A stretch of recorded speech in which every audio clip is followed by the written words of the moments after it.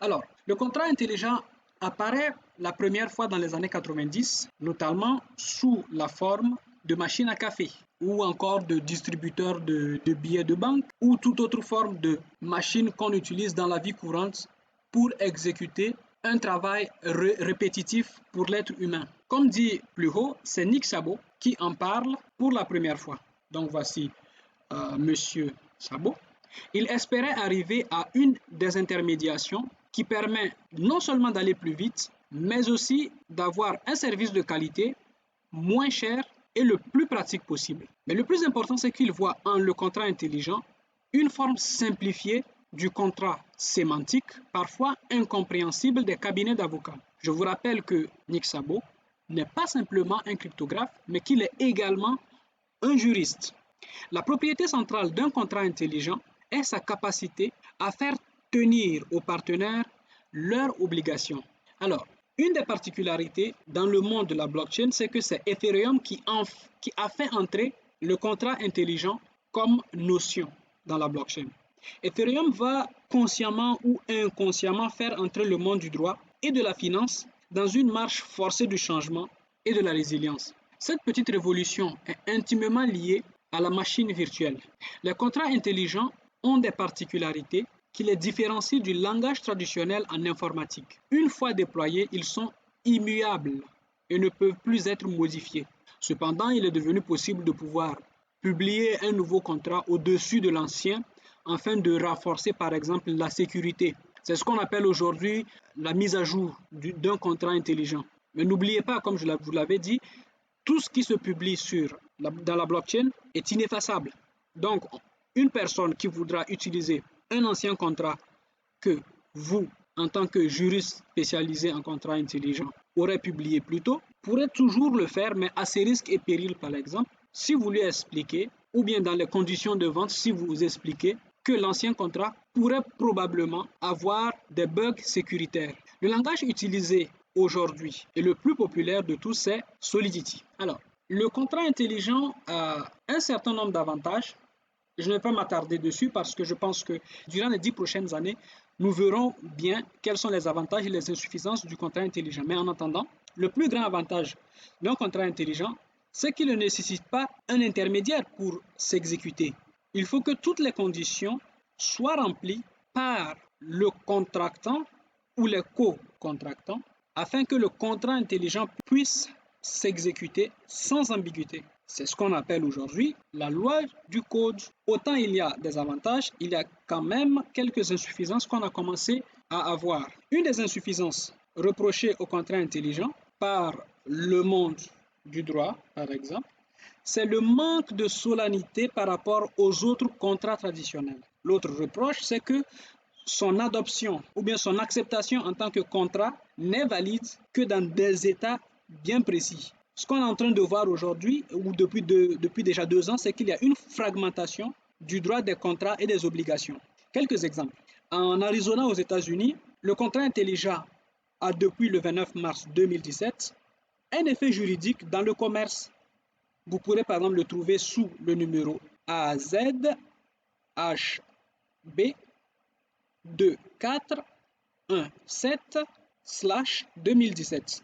Un autre État, c'est l'État du Tennessee qui reconnaît l'autorité légale d'utiliser les DLT, donc les Decentralized Ledger Technologies, et les contrats intelligents lors des transactions. L'État du Tennessee protège également le droit de propriété de certaines informations sécurisées par la technologie des registres distribués. Vous trouverez également cette loi sous le numéro TNSB 1662/2017-2018 du 26 mars 2018. Retenez cependant qu'il a été avancé que les contrats intelligents auraient déjà pu être exécutés en vertu des principes généraux du droit fédéral des contrats aux États-Unis.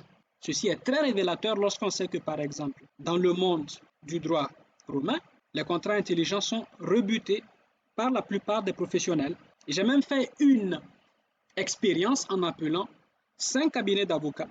Aucun d'eux n'a pu me donner des indications sur la façon de pouvoir trouver quelqu'un qui m'aide à déployer un contrat intelligent. Pourtant, je leur ai indiqué que pour moi, il s'agissait de faire une transaction avec un client chinois qui spécifiquement désirait que nos transactions se fassent par contrat intelligent. Donc, pour revenir à ce que nous disions plus tôt, les principes généraux du droit fédéral auraient plutôt pu être utilisés pour soutenir la légalité des contrats intelligents aux États-Unis.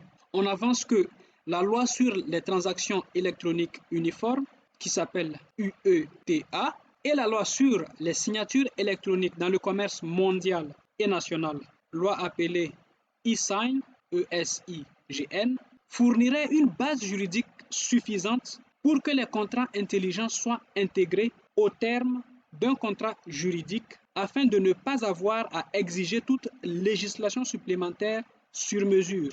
Cependant, le deuxième cependant, c'est qu'on a observé un danger, c'est qu'un peu partout dans le monde, les législations locales ont déjà ajouté une couche supplémentaire de complexité et de fragmentation du droit des contrats et obligations.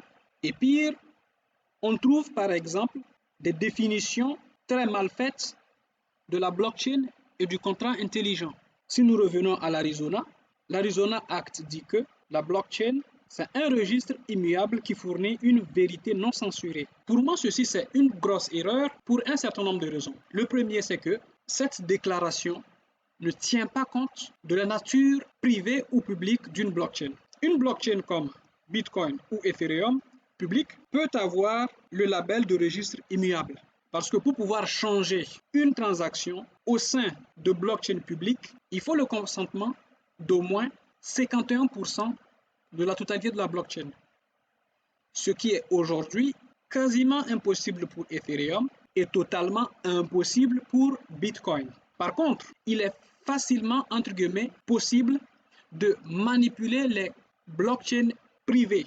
Et ces blockchains privées peuvent être manipulées non seulement par leurs propriétaires, mais aussi par un hacker ou une tierce personne qui ne fait pas partie des validateurs, des nœuds, etc. Donc, on va devoir tôt ou tard se poser la question de l'avenir juridique d'une façon générale du contrat intelligent. Le point positif, c'est que si le contrat intelligent est déjà reconnu par des États américains, il y a de fortes chances que tôt ou tard, les autres parties du monde le reconnaissent. Nous savons par exemple que la Chine, une course contre la montre et contre les États-Unis pour devenir leader de la blockchain dans le monde. Donc, quand on regarde aujourd'hui la configuration juridique de l'adoption de la blockchain, on se rend compte qu'aucune juridiction aujourd'hui ne reconnaît une catégorie juridique sur mesure du contrat intelligent. On se rend compte toutefois que de nombreuses juridictions reconnaissent le principe de la liberté contractuelle, qui soutient qu'il existe également une liberté quant à la forme du contrat choisi. En partant de ce principe, les contrats peuvent également être conclus au format électronique. Par conséquent, un contrat intelligent est un contrat juridique s'il répond aux exigences juridiques de la forme du contrat. On verra ici qu'il y a une divergence entre les pays du Commonwealth et du droit civil, et ce qu'ils sont sous la forme d'un écrit, d'un oral ou d'un contrat intelligent basé sur la blockchain écrite en code informatique. Dans cette perspective, et ceci c'est un devoir de réflexion que je vous renvoie, c'est de vous poser la question de l'avenir ou bien des avenirs possibles du contrat intelligent dans le droit civil et dans le Commonwealth et des différentes conséquences qu'on pourrait avoir très bientôt dans le commerce international. Je vous remercie pour votre attention et pour votre précieux temps. Et si vous avez des questions, n'hésitez pas à me les envoyer sur christian@deepfab.com.